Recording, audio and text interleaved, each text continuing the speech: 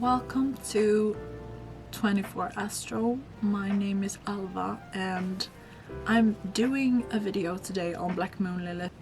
I've done a Black Moon Lilith in the 5th house, which is my own placement, and I've done the 1st house on request. And then now I thought I'm gonna do all of them, because what I love most about astrology, even though I love all parts, I love astrology and I love the potential and the language that it gives us to really dissect our own psyche. But mostly I resonate with Chiron and Black Moon Lilith, and I think those are gaining momentum in the collective, and I've seen more and more interest of those in particular, and I think I want to contribute to that movement. I want to empower people with that knowledge or my interpretation of those placements, because myself, I've really explored those topics for myself. It's been a very central part for me in the last year or so. So especially Black Moon Lilith, I love the archetype of Black Moon Lilith, and I'm not doing the general exploring the mythology of Black Moon Lilith. I'm going the psychology route, or more spiritual, let's see. But I'm not talking about the archetypal story of Lilith. I'm assuming that you know it, and if you don't, please look it up. There's so many videos on it, or you can Google it. But Black Moon Lilith, it's this archetypal symbolism of what has happened in humanity's evolution with regards to yin yang, so the masculine and feminine energies, and everyone has the yin and yang inside themselves. Godhood is the yin yang symbol in completion, but as we are human, we separated into a divine masculine and a divine feminine, and the union of both opposites are the ultimate harmony in universe. That is what we're striving for. And with knowledge today, with all spiritual knowledge and the technology and how advanced we are as humans, we've come to strive for self-fulfillment. So we can actually balance ourselves when we heal the masculine and feminine in ourselves. So the ultimate goal for us to reach the enlightened state and come into self-sufficiency is that we can balance ourselves when we balance the yin and yang, and then we can give to others from a place of not lack but abundance. Since we have this God wellspring in ourselves, we can then give more consciously. And then if we have this as if we have this as the philosophy of how we look at life, the crime here, what Lilith represents, is this divine feminine that is so powerful in herself. She is connected to earth like the masculine is not. Since women, if we think of our reproductive system, we can literally be a vehicle for life, for God, for creation. And everyone knows we're more emotional, we're more intuitive, and we align ourselves. We have the same cycles as Mother Earth. So there's this undeniable force within females that has been feared by men who want power. And this is the patriarchal society's wound that has left behind. That is Lilith. This ultimate feeling of betrayal and so much grief from being suppressed and being doubted. That is the crime of separation. Or that is also the source of evil, you could say. I'm not saying that men are the devil. I'm not saying that. I'm not saying that evil comes from anyone in particular. I'm saying that the distrust between the energetic masculine and the energetic female has been really wronged.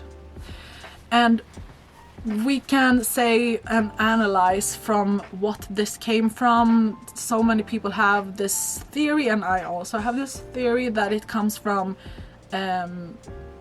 people.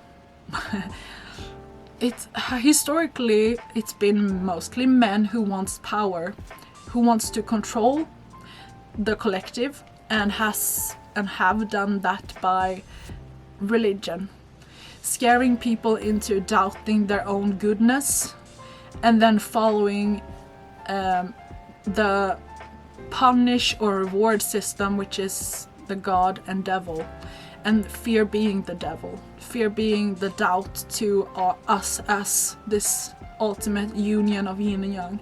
And this distrust is the devil in symbolism. It is this doubt from our own holiness that has created such a ripple effect in the world. And I'm realizing now that this needs so much explanation. And that is why the archetype is put into play. That is because if we look at what it is the first wife of Adam in the Garden of Eve, when they gained consciousness. That is basically the story what Adam and Eve represents. And this whole experience for women, and it's not mainly women, but it's probably stronger in women, since this is more personal in this incarnation. But men, as we all both have feminine and masculine sides in ourselves, the masculine can still experience the Lilith wounding. But it is this then masculine side of ourselves, this energy. If we think about the keywords that the masculine represents, it is this wounding surrounding what the masculine is trying to control. And depending on the house you have it in, that is the area of your life that you will experiencing this. Almost, if we think about what the patriarchal aim has been, it has been control and power, and kind of blasphemy in a sense.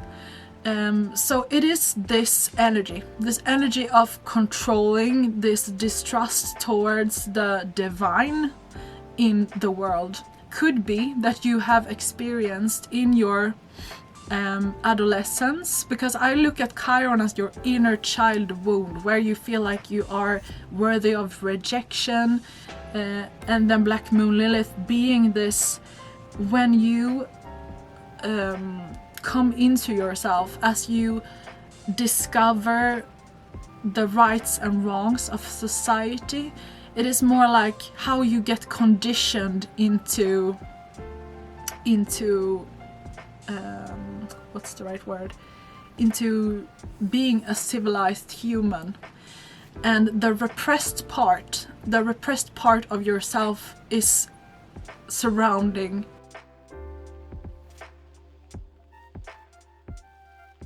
That's when you really need to also add on to it the zodiac sign you have it in. And that would give you an even more clue of how it is actually experienced for you. So if you keep in mind, and if you let this sink in, what Black Moon Lilith actually is, what it represents, if you can track back in your life, if you think about events, and if you connect the suppression of the part of where you feel worthy, if you track it back in your life and you recognize and you categorize events as Black Moon Lilith, and if you have a hard time on finding that thread, look at your zodiac sign. But I would say to take little by little, because if you overwhelm your mind with all of the information, since this is an area that is sensitive and can easily be triggered, I would suggest to really feel into, can I absorb more information right now? And if you can, then look at your zodiac sign and see what element is it in and what modality. And also on top of that, you could look at if it is a masculine or feminine sign.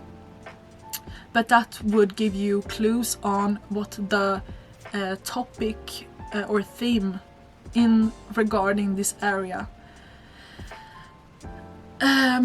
So really why I say this is because if we add on other people's interpretation of the zodiac signs, it becomes very overwhelming, because they have interpreted the zodiac sign according what resonates as true for them. And for your benefit, that you could resonate with whatever and however this is showing up in your life in this incarnation. That is why I would say take little by little and actually look at the zodiac sign through the personal lens of your own interpretation by looking up what building blocks actually build up the zodiac archetype for you in this house. And I hope this was beneficial. I'm becoming more and more of a fan of doing house videos and then saying these types of things, because I think when you actually do a video on Black Moon Lilith in Taurus or Black Moon Lilith in Leo, like I could do that, but for how it would resonate as best or the most for you, I would say is by gaining that own feeling and experience of that this resonates as this event in my life. That is how it integrates the best. But with that said, I will do the zodiac signs as well, I think, because it's so interesting to talk about. I learn so much as I speak about this, and yeah, I'm really integrating this information is very valuable, especially at this time where our sacred masculine and feminine is the most people have these concepts in their mind now, because we're in this technology information era where everything is so easily accessible.